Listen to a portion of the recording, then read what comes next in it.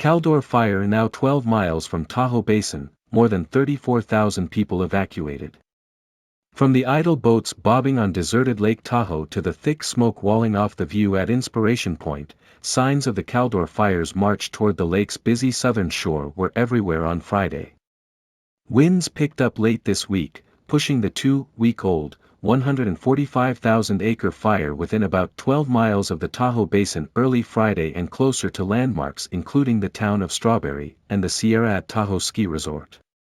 About 40 miles away on the western flank of the blaze, firefighters were battling to protect hundreds of houses in Pollock Pines as new evacuations were ordered Friday night near Pleasant Valley. "We've had one heck of a firefight," Cal Fire spokesperson Dustin Martin said at a Friday evening briefing. "Firefighters on the ground are working over 24 hours into 48 hours due to limited resources, just to make sure that we can continue to keep our foot on the gas."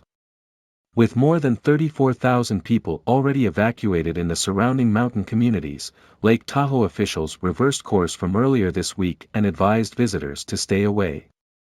Locals gathered where they could, while they could, to process the threat of fire after a strange year and a half of pandemic tourism, an influx of remote workers, and friction about the region's future. One such gathering place was the Cold Water Brewery in South Lake Tahoe, where owner Debbie Brown said she'd keep the doors open as long as she could.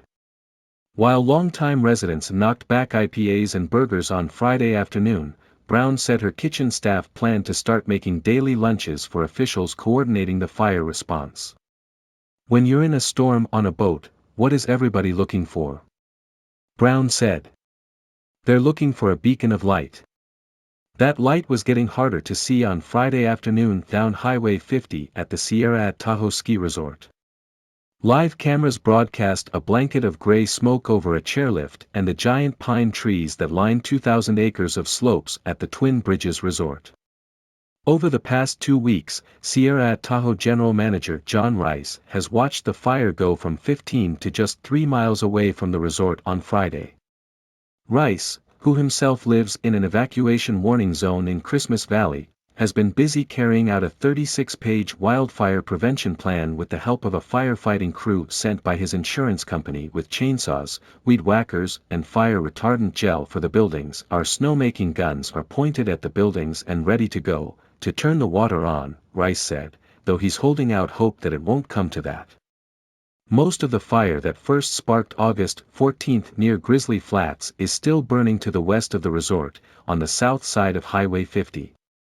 But winds have also stoked a spot fire on the north side of the highway at fire crews rushed to control as evacuation zones were expanded, said Cal Fire Captain and Public Information Officer Keith Wade. As of Friday evening, more than 18,300 structures were threatened, and air quality readings were at dangerous levels over 500. "That was today's focus," Wade said Friday afternoon, "to contain that incident over there and not let that fire spread." At the same time, fire crews farther west braced for approaching flames in Pollock Pines, said Cal Fire spokesperson Captain Stephen Horner. Crews plowed fire lines with bulldozers, dropped water and retardant, and set small controlled fires to deprive the area of fuels. Dozens of firefighters are stationed in the area, in preparation for the fire to burn up to their containment line, Horner said.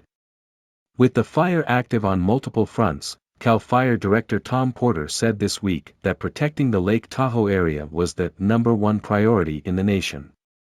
Hundreds of additional firefighters and aircraft arrived to fight the fire, 3,200 on Friday, Horner said, with more coming, but Cal Fire officials warned that hot temperatures and afternoon winds could hamper the effort.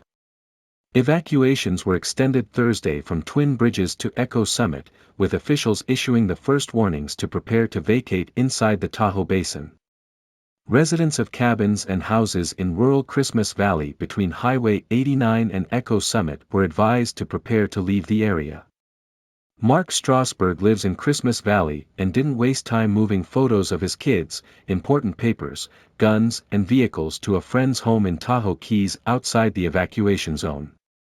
Strasberg and that friend, Eric Anders, were having lunch at the brewery in South Lake Tahoe on Friday as he recounted fire precautions he had taken, like removing 18 trees in recent years. Both men spoke of how much more the Sierra Nevada seems to have been affected by extreme wildfires, and the smoke that comes with them. But lately, it's been unusually bad. The worst part about it is, I'm actually getting used to it, Strasberg said. It's absolutely the weirdest thing. Flames have not yet entered the Tahoe Basin, but smoke from the fire has poured into the area, turning the usually cerulean skies yellowish-gray and filling them with floating ash. Despite the dismal skies and spreading fire, Horner of Cal Fire was still optimistic that firefighters would keep the fire from spilling out of the mountains and into the basin. It's still a ways away, he said. I think we'll get a handle on it before it reaches the basin.